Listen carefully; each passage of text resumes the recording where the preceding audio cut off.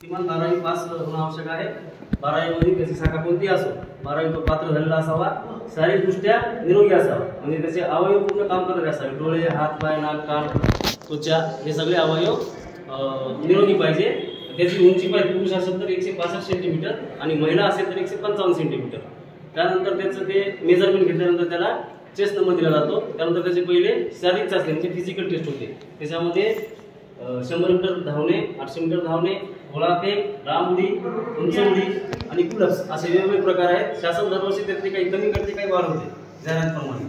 ती पात्रता पूर्ण झाल्यावर 50 मार्काचे वर मार्क घेतले तुम्ही 100 पैकी तर तुमची लेखी परीक्षा होते। लेखी परीक्षा झाल्यावर ग्राउंडचे फिजिकल टेस्टचे मार्क आणि लेखीचे मार्क दोघांची बेरीज होऊन त्याची मेरिट यादी लागते आणि आरक्षणानुसार त्या उमेदवाराची निवड होते। निवड झाल्यावर तो झाला पोलीस कॉन्स्टेबल। पोलीस कॉन्स्टेबल झाला त्याला 9 महिने त्याचं ट्रेनिंग असते, प्रशिक्षण। त्याच्यामध्ये त्याला कामकाजाबाबत पूर्ण एक ओळख करून दिली जाते। जसे की तुम्ही मग प्रश्न विचारले की ट्रॅफिकचे काम कसे करतील, सीआयडी मध्ये काम कसे करतील, तर जे काही पूर्ण ब्रांच येतात याच्यामध्ये काम कसं चालते याचं बेसिक नॉलेज ट्रेनिंग मध्ये त्या सर्वांना दिले जाते। त्यामुळे कोणत्याही पोलिसाला कुठेही बंदी झाली त्याला काही अडचण येत नसते, कारण त्याला ट्रेनिंग दिलेली असते। हे झालं पोलीस कॉन्स्टेबल। पोलीस कॉन्स्टेबल झालं त्यानंतर तुम्हाला अधिकारी व्हायचे। दुसरी पोस्ट परीक्षेची PSI। कॉन्स्टेबल झाला तर हवालदारासाठी परीक्षा नसते, तो सर्व्हिसनुसार प्रमोट होतो। जसं आपले शाळेत शिक्षक असतात ते काही दिवसांना मुख्याध्यापक होतात, बरोबर आहे। तसंच कॉन्स्टेबल 12 वर्षांना 10 वर्षांना तो हेड कॉन्स्टेबल होतो। नंतर म्हातारपणी तो ASI पण होतो।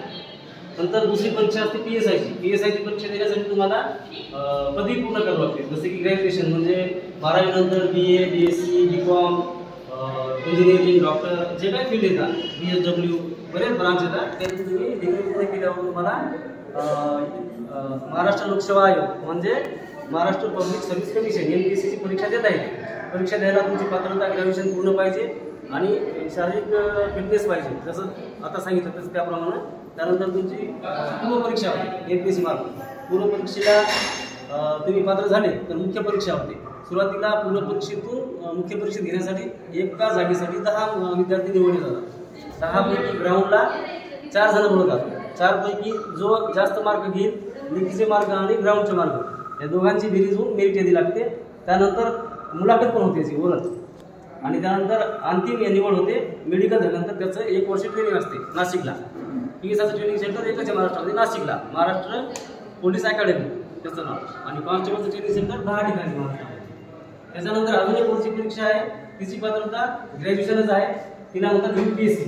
ती केंद्र सरकार घेते, MPSC महाराष्ट्र सरकार घेत असते। UPSC मार्फत निवडले गेलेले उमेदवार जसे की SP जिल्ह्याचं मुख्य पद, कलेक्टर, त्यानंतर मुख्य कार्यकारी अधिकारी CO, कृषी अधीक्षक, अजून आपलं वैद्यकीय अधीक्षक, हे पद सगळे UPSC मार्फत भरले जातात। तसे रेल्वेचे पद आहेत, फॉरेनमधले पद आहेत, जसं की राजदूत असते आपलं दुसऱ्या देशामध्ये अँबॅसेडर नेमतात, तर ते अनुभवी लोक सचिव दर्जाचे त्यांच्याबद्दल त्या ठिकाणी होतात। तर सर्वात मुख्य परीक्षा भारतातील सगळ्यात मोठं UPSC। त्यानंतर राज्य लेवलची MPSC।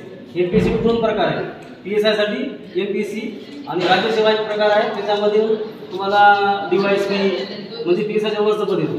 DYSP होता येते तहसीलदार, BDO असे तहसीलदार असे पद तुम्ही भरले जातात। विचार मला तुम्ही जे म्हटलं होतं की म्हणजे गोळाफेक खेळाची जी असते त्याच्यामध्ये स्त्री असू या पुरुष त्या दोघांना सारखे नाही, मुलांचं क्रायटेरिया वेगळा असते, मुलींचा वेगळा असतो। जसं मुलांना समजा 800 मीटर रनिंग आहे तर मुलींना 200 मीटर वॉकिंग चांगली फास्ट चालायचं, त्या टायमिंगमध्ये हे करायचं। आणि मुलांचं कसं गोळाफेक समजा एक 7 किलोचा गोळा असता, तर मुलींचा 6 किलोचा असते, 5.5 किलोचा असते। मुली जर मुलांचे 16 फूट असते, मुलींची 13 फूट असते, असं ते सूट दिलेली, जास्त नसते। असा फरक असतो।